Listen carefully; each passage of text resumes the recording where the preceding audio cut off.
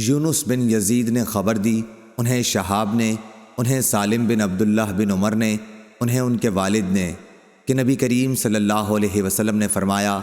وہ زمین جسے آسمان بارش کا پانی یا چشمہ سیراب کرتا ہو، یا وہ خود بخود نمی سے سیراب ہو جاتی ہو، تو اس کی پیداوار سے 10واں حصہ لیا جائے۔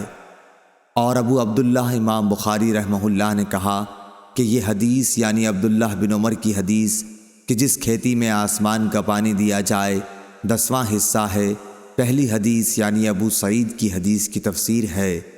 اس میں زکوٰۃ کی کوئی مقدار مذکور نہیں ہے، اور اس میں مذکور ہے اور زیادتی قبول کی جاتی ہے، اور گول مول حدیث کا حکم صاف صاف حدیث کے موافق لیا جاتا ہے جب اس کا راوی ثقہ ہو، جیسے فضل بن عباس رضی اللہ عنہ نے روایت کیا کہ نبی کریم صلی اللہ علیہ وسلم نے کعبے میں نماز نہیں پڑھی، لیکن بلال رضی اللہ عنہ نے بتلایا کہ آپ نے نماز کعبے میں پڑھی تھی۔ اس موقع پر بھی بلال رضی اللہ عنہ کی بات قبول کی گئی اور فضل رضی اللہ عنہ کا قول چھوڑ دیا گیا۔ صحیح بخاری حدیث نمبر 1483۔